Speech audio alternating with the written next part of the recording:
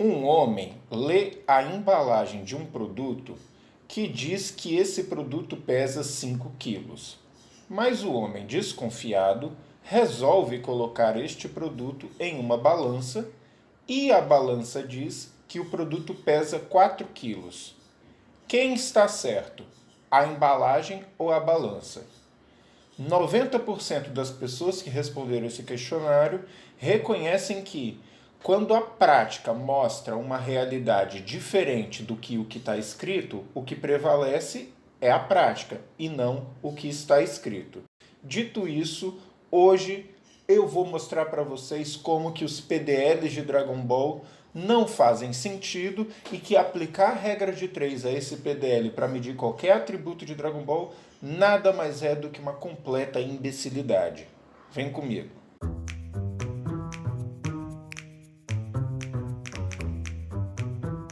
Fala pessoal, beleza? Eu sou Bernardo Lopes e sejam bem-vindos a mais um vídeo do canal Nerd Battle. Hoje eu estou aqui para falar sobre esse assunto que dentro da fanbase de Dragon Ball é muito delicado, porque muitos necessitam que esse argumento faça algum sentido para que a análise deles faça sentido. Então, aquela coisa, né? Se eu tiro a base argumentativa deles, eles vão ter que basicamente refazer vários vídeos que eles fizeram durante toda a vida. Pois bem, o que me motivou a fazer esse vídeo foi exatamente alguns comentários que eu recebi no meu vídeo sobre o céu ser capaz ou não de destruir o sistema solar. Como vocês podem ver aqui na tela, houveram alguns comentários sobre isso e pois é, eu já falei isso em alguns vídeos, que dentro da própria obra não faz sentido aplicar a regra de 3 ao PDL, e eu vou mostrar mais uma vez isso para vocês, dessa vez com um estudo completo sobre o PDL, inclusive com os PDLs apresentados na Daizenshu, que é basicamente tudo o que eles se baseiam para utilizar esses PDLs e essa regra de 3, vou mostrar que nada disso faz sentido. Então, nem perde tempo e manda o seu like, porque mais vídeos como esse vão continuar acontecendo para desmascarar todos os argumentos idiotas que a fanbase tóxica de Dragon Ball, composta por aquele monte de avatar de anime, costuma fazer parte, tá bom? Eu vou refutar cada um desses argumentos dedicando um vídeo exclusivo a cada um deles. Mas é claro que para isso eu preciso do seu like e da sua inscrição nesse canal. Então, antes de qualquer coisa, gente, é importante deixar claro o seguinte: regra de 3 só se aplica em grandezas proporcionais, sejam diretamente proporcionais ou inversamente proporcionais. Regra de 3 só se aplicam em grandezas proporcionais. E quando o fanboy de Dragon Ball utiliza a regra de 3 no PDL, ele está dizendo que cada atributo, ou seja, o poder destrutivo, a força física, a resistência e a velocidade, são diretamente proporcionais ao PDL que aparece lá no Scouter. Muita gente utiliza esse argumento e não é de agora, sempre utilizou. Até eu, no passado, já utilizei esse argumento, mas não para defender esse argumento, mas sim para mostrar que, mesmo utilizando esse argumento, o personagem de Dragon Ball estaria na desvantagem contra outros personagens que fossem confrontados com ele, tipo Superman, por exemplo. Agora, é importante deixar claro que existem algumas situações práticas em que, mesmo com as grandezas sendo diretamente proporcionais, a regra de 3 não vai bater com a realidade, porque no meio do caminho ocorreu algum evento especial, aconteceu alguma coisa ali no meio que atrapalhou de, na prática, o número ser diferente do que na teoria.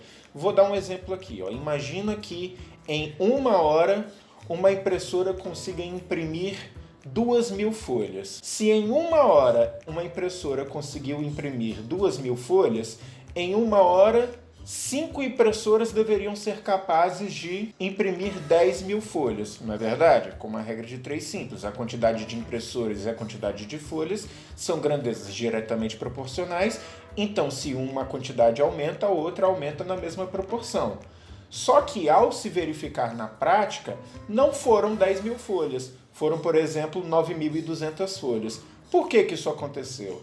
Porque teve o tempo de abastecer o papel da impressora, pode ter tido troca do cartucho da impressora. Só que a troca de cartucho e o reabastecimento de papel se gasta muito pouco tempo para poder fazer isso, para poder trocar o cartucho e reabastecer o papel da impressora. Então, o número prático não foi exatamente um número esperado, porém, foi algo muito próximo. E esse tanto que ficou faltando para chegar no valor esperado é o que nós chamamos de margem de erro. A margem de erro precisa ser obrigatoriamente um número pequeno. E eu estou falando isso para dizer que às vezes pode acontecer do PDL aumentar e o atributo físico aumentar não na mesma proporção, só que quase na mesma proporção. Porque um combate físico, né, a medida de um atributo físico, não é necessariamente uma ciência exata, então não necessariamente o valor prático vai bater com o valor esperado.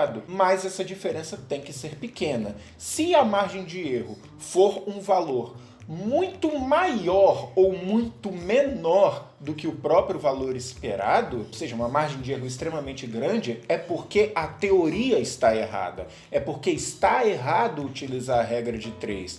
No caso da impressora e das folhas, não está errado. A única coisa que aconteceu é que não foi levado em conta as outras variáveis, como a quantidade de papel que tinha em cada impressora ou a quantidade de tinta que estava em cada impressora, e por isso o valor esperado não bateu com o valor prático. Mas, ainda assim, o valor prático se aproxima muito do valor esperado. Então, o que se espera ao aplicar a regra de 3 no PDL é que aquele atributo físico ou bata exatamente com o valor esperado quando a gente aplica a regra de 3, ou pelo menos se aproxime dele o suficiente para a gente continuar utilizando esse cálculo de forma segura. Pois bem, eu mostrei para você com o formulário que eu apresentei que a maioria das pessoas reconhece que o valor prático passa um dado mais válido do que simplesmente um número que foi oferecido, que foi escrito em algum lugar. Até porque isso faz parte do método científico.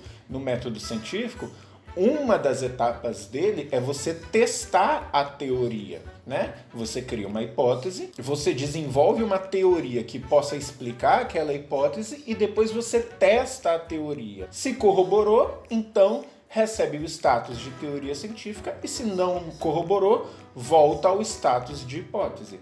É simples assim. Então, dito isso, eu vou mostrar para vocês, com base nos próprios multiplicadores que a obra e a Daizenshu ofereceram, e a gente vai verificar se faz ou não sentido aplicar a regra de 3 ao PDL para medir qualquer atributo de Dragon Ball. Mas antes eu quero mostrar para vocês uma ferramenta que eu criei chamada régua de esforço, porque a gente vai recorrer a ela o tempo todo para mostrar para vocês se o PDL é de fato proporcional aos atributos ou não. A régua do esforço começa com essa parte branca que diz que aquele efeito é completamente indiferente em relação ao esforço do cara. E termina com a parte preta que diz que aquele efeito é impossível para o nível de esforço do cara. Como assim? Eu já falei isso numa live, mas eu vou repetir. Imagina que você esteja com uma mochila completamente vazia nas costas e você coloca uma moeda dentro dessa mochila. Qual é o nível de esforço que o cara está fazendo em relação ao peso da moeda? É completamente indiferente. A mochila sozinha é muito mais pesada do que a moeda. Então, segurar uma moeda para ele não é nada. E, portanto, o peso da moeda é indiferente para ele. Só que chega um momento em que a gente vai colocando tanta moeda, que chega um ponto em que a mochila ainda está leve. No entanto, já não é mais aquele negócio indiferente, em que ele nem está sentindo peso de nada. Ou seja, está leve, porém, agora ele começou a sentir algum peso de verdade. Até que chega um momento em que ele passa do leve para o pesado. Ou seja, agora ele começou a se esforçar de verdade, a usar força de verdade para segurar aquele tanto de moeda. Até que chega um ponto em que se coloca tanta moeda, mas tanta moeda nessa mochila, que a alça da mochila arrebenta e a mochila vai para o chão. E aí você tenta levantar essa mochila do chão e não consegue. Ou seja, a mochila agora está com um peso impossível de se levantar com o máximo de esforço que a pessoa é capaz de fazer. Dito isso, vamos agora começar a levantar os dados. Segundo a Daizenshu, o Goku, após o treino com o Sr. Kaiô, ficou com um PDL de 8.000, o Vegeta ficou com um PDL de 18.000, em Namekusei, antes do último Zenkai, o Goku sem nenhum Kaioken nem nada, teria um PDL de 90.000, após o Zenkai ele teria um PDL de 3 milhões, e como Super Saiyajin ele teria o PDL de 150 milhões. A gente ainda vai contestar esses valores, mas por enquanto a gente vai utilizar todos esses valores como valores reais e confrontar com o que a gente tem de fato na prática. Então vamos lá, vamos começar aqui a nossa pesquisa mostrando inicialmente o capítulo 177 de Dragon Ball, não é Dragon Ball Z ainda, é Dragon Ball, em que o Goku revela que ele utiliza roupas pesadas para treinar. O Goku diz nesse mesmo capítulo que cada uma dessas peças que ele usa, que são braceletes, 2 botas e uma camisa, cada peça dessas pesa 20 quilos, totalizando 100 quilos. E por que eu estou dizendo isso? Porque o Goku foi para o planeta do Sr. Kaiô com essas roupas e teve extrema dificuldade de se locomover com elas. Tanto que ele tirou para tentar correr atrás daquele macaquinho que vive com o Sr. Kaiô. Conforme diz no capítulo 210 e 211, o planeta do Sr. Kaiô possui uma gravidade aumentada em 10 vezes em relação à gravidade do planeta Terra. Então, se o Goku pesa oficialmente 75 quilos e tem mais esse acréscimo das roupas pesadas de 100 quilos, então ele passa a pesar 175 quilos. Multiplicado a gravidade do planeta Kaiô, que é 10 vezes maior do que a gravidade da Terra, então o Goku ficaria com um peso de 1,75 toneladas, ou 1.750 quilos, tá? Por enquanto é multiplicação simples, nem utilizamos o PDL ainda. A questão é a seguinte, quando o Goku terminou o treinamento, esse peso de 1.750 quilos se tornou um peso indiferente para ele. Indiferente, por quê?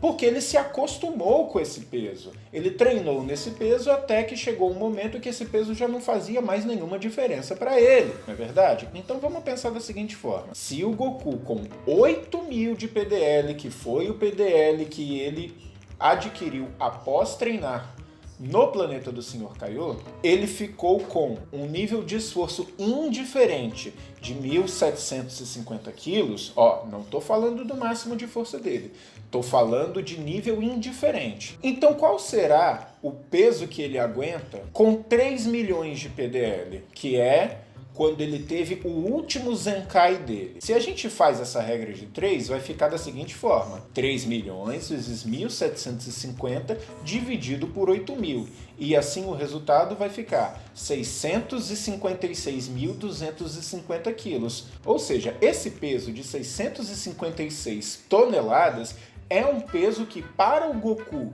de 3 milhões de PDL, deveria ser completamente indiferente. Ele deveria ser capaz de utilizar uma roupa que pesa isso e caminhar por aí de boa como se ele tivesse pelado, não é verdade? Esse peso seria completamente indiferente para ele, igual na analogia com a moeda. Porém, não foi isso que aconteceu. A gente sabe que o Goku, até mais forte, né, porque foi lá na saga de Majin Buu, né, lá no capítulo 428, o Sr. Kaiô sugere que o Goku treine com 40 toneladas e o Goku diz isso aqui: 10 toneladas? Isso em cada mão e cada pé, não é? Não acha que isso é demais? Assim não vou conseguir me mover. E isso se mostrou realidade, porque as 40 toneladas estavam puxando o Goku para baixo, tanto no anime quanto no mangá. Ou seja, o valor teórico, o valor esperado, que seria aquelas 656 toneladas, deveria estar na parte indiferente da régua.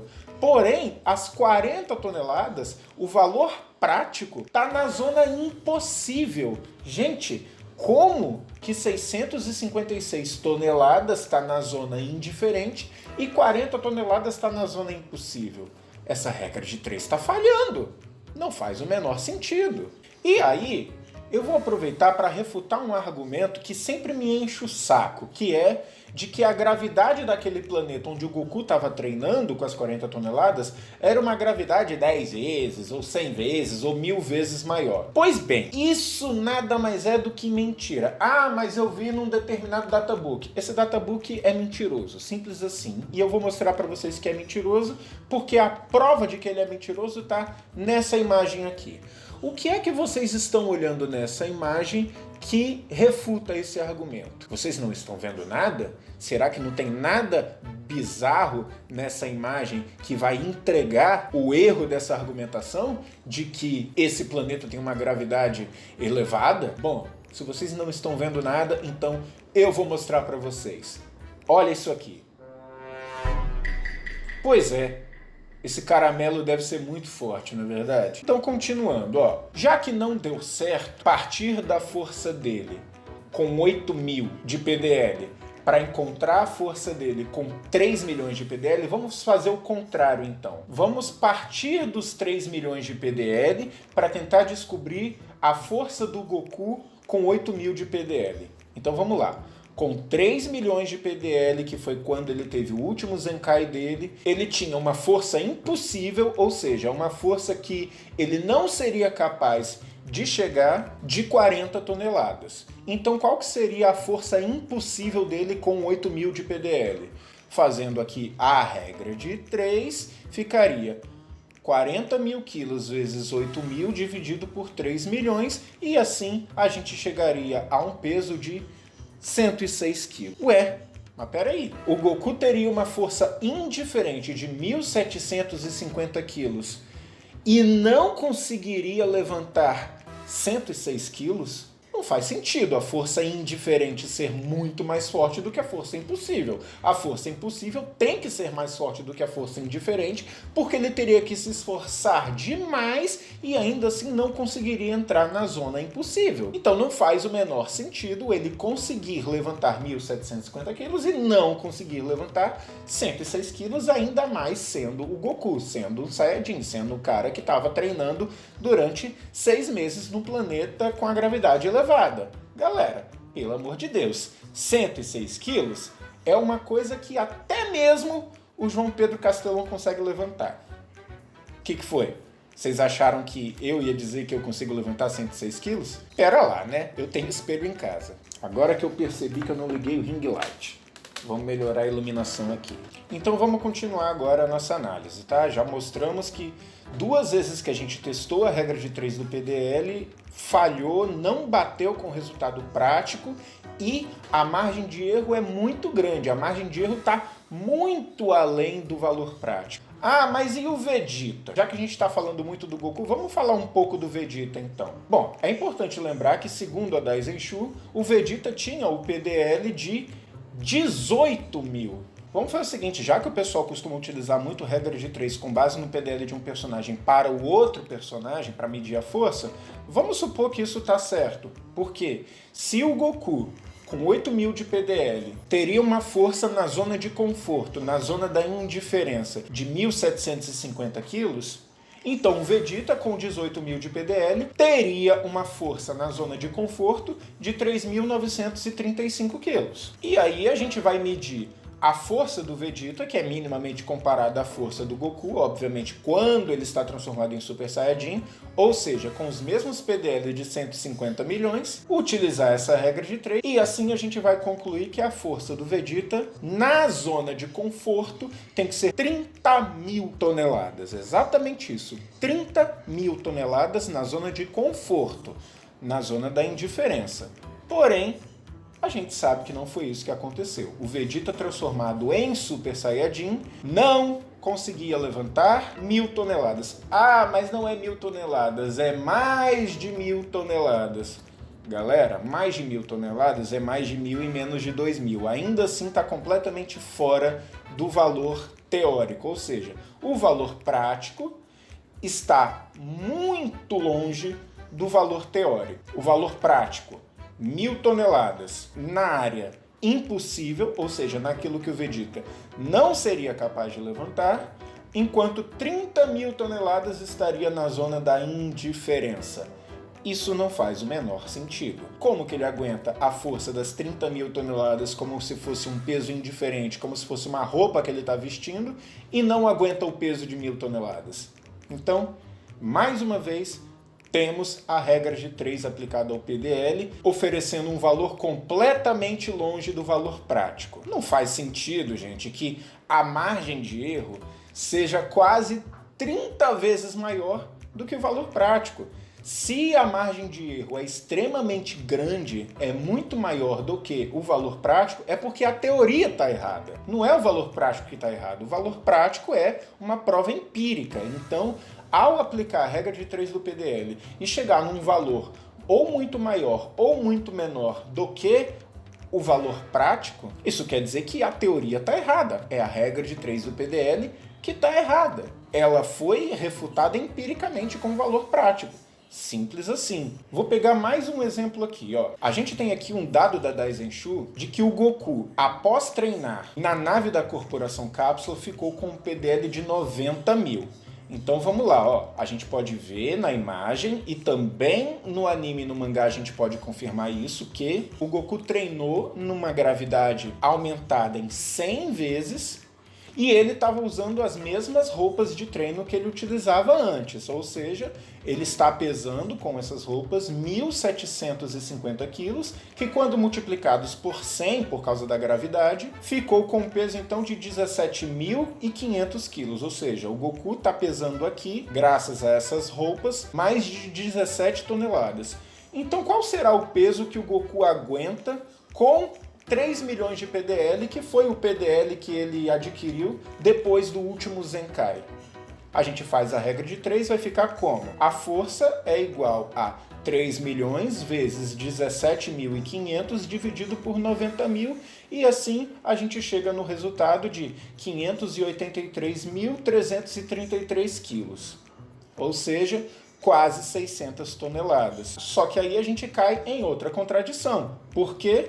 Porque o Goku deveria estar completamente indiferente diante de 600 toneladas e, em contrapartida, ele está peidando para 40 toneladas. Ou seja, mais uma vez, a regra de 3 do PDL está falhando. Não está batendo com o valor prático, não está nem mesmo se aproximando dele. Ele está errando em mais de 10 vezes. E, portanto, é a teoria que está errada. É a regra de 3 do PDL, é a aplicação de regra de 3 no PDL que está errada. Então, não vamos nem mais falar de força porque já está ficando feio para o fanboy de Dragon Ball.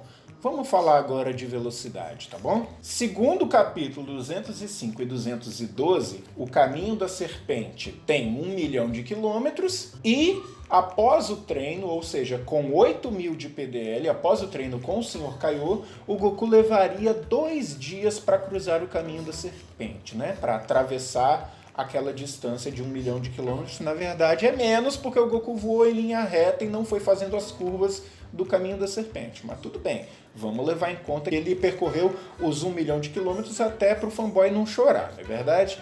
Então vamos fazer umas continhas aqui. 1 milhão de quilômetros em 48 horas são 20.833 km por hora. Mais de 20.000 km por hora, tá bom? Isso com 8.000 de PDL. Então eu vou fazer o seguinte, eu vou dar uma arredondada, eu vou jogar o número para cima só para facilitar as nossas contas. Ao invés de trabalhar com 20.800 km por hora, eu vou chamar de 21.000 km por hora, tá? Vamos só para dar uma moral pro Goku. Então a conta vai ficar assim, ó. Se com 8.000 de PDL ele tem uma velocidade de 21.000 km por hora, quanto de velocidade que ele teria com 150 milhões de PDL? É só fazer as contas, é só fazer a regra de 3. 150 milhões vezes 21.000 dividido por 8.000 é igual a 393.750.000 km por hora. Gente, esse valor de 393.750.000 é 36% da velocidade da luz.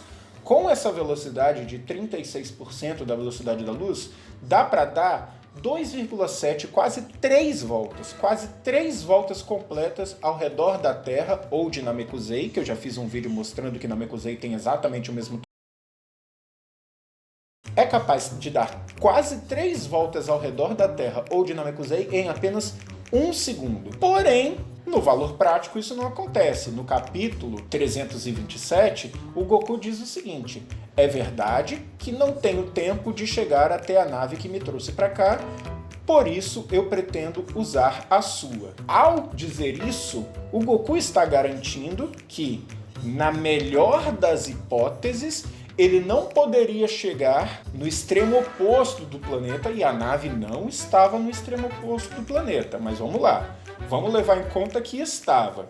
Se o Goku reconhece que ele não pode chegar lá e a distância até o extremo oposto do planeta é de 20 mil quilômetros, que é metade da circunferência da Terra, então a velocidade impossível para o Goku seria de 20 mil quilômetros por hora dividido por 1 segundo, que daria 20 mil quilômetros por segundo, e para saber em quilômetros por hora é só multiplicar por 3.600, porque 1 hora tem 3.600 segundos. E daí o Goku teria uma velocidade impossível de 7 milhões e 200 mil quilômetros por hora. 7 milhões, uma velocidade impossível. Só que, pera lá, quando o Goku cruzou o caminho da serpente, ele estava dando tudo de si porque ele tinha medo que o Vegeta e o Nappa matassem os amigos dele enquanto ele estava no caminho. Então, ele não estava na zona do impossível, ele estava na zona do esforço. Lembra que na régua a gente tem os níveis indiferente, leve, pesado e impossível? Ele estava no nível pesado, ele estava se esforçando para chegar lá o mais rápido possível. Agora me diz, se ele tinha essa velocidade de 21 mil km por hora quando ele estava na área pesada da régua, e a gente aplica a regra de 3, isso quer dizer que na área pesada, com 150 milhões de PDL, que é ele transformado em Super Saiyajin, ele deveria ter essa velocidade de quase 400 milhões de quilômetros por hora. O nível pesado estaria na área de 400 milhões e o nível impossível seria de 7 milhões? Como isso, se o nível impossível tem que ser obrigatoriamente maior do que o nível pesado? E, portanto, temos aqui, mais uma vez, a regra de 3 do PDL falhando miseravelmente em coincidir o valor teórico com o valor prático. Ou seja, nem com força e nem com velocidade a regra de 3 do PDL faz sentido de ser utilizada para medir esses atributos. Não faz o menor sentido. Agora, tem um lance muito interessante sobre tudo isso. A Daisenshu ofereceu todos esses PDLs, né? E depois de um tempo, a gente teve acesso ao Dragon Ball Super. A gente sabe que o Freeza, na segunda forma, falou sem se basear em nenhuma medição que ele tinha um poder que ultrapassava 1 milhão. Porém, recentemente eu descobri uma coisa. Dá uma olhada nessa cena aqui. Então, quer dizer que o senhor vai ficar ainda mais forte, mestre? Mas isso é óbvio. Deixe-me ver. Minha previsão é: se eu treinar com dedicação por 4 meses, devo ser capaz de alcançar um poder de luta de 1.300.000. 1.300.000. 1.300.000. O quê? Então, vocês estão me dizendo que todos esses PDLs da Daisenshu estiveram errados o tempo todo? Porque a gente precisa lembrar que informações posteriores refutam informações anteriores, né? Notícias atualizadas têm mais força do que notícias desatualizadas. Então o Freeza, lá no Dragon Ball Super, tá dizendo que o poder de luta dele, após treinar por vários meses, poderá chegar a 1.300.000. E isso quer dizer que todos esses PDLs estão errados? É isso?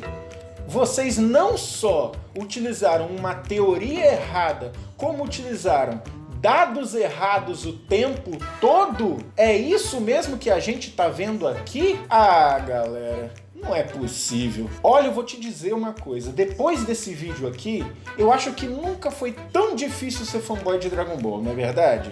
Regra de 3 no PDL para determinar o tamanho dos atributos de qualquer personagem é uma lógica que falha todas as vezes que nós tentamos usar.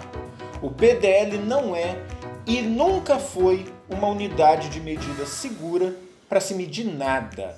Mas graças a essa parte da fanbase que está mais preocupada em dizer que Goku sola do que em analisar de verdade, esse tipo de pensamento vai cada vez mais se perpetuando dentro das bolhas, dentro dos grupos.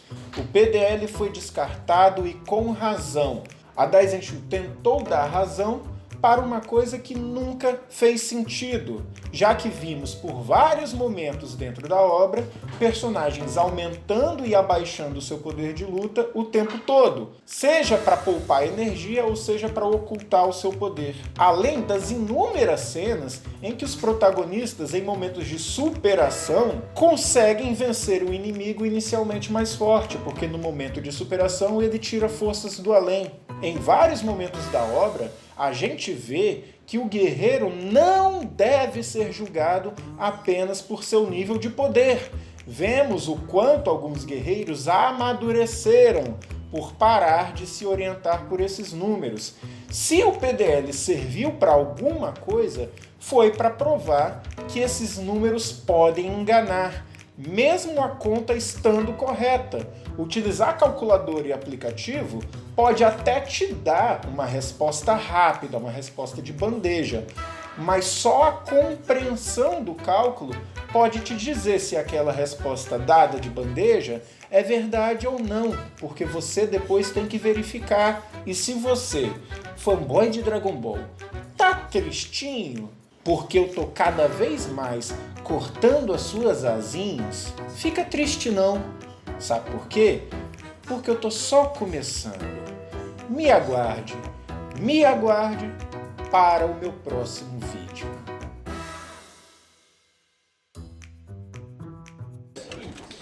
Hey, Russ! What happened to you?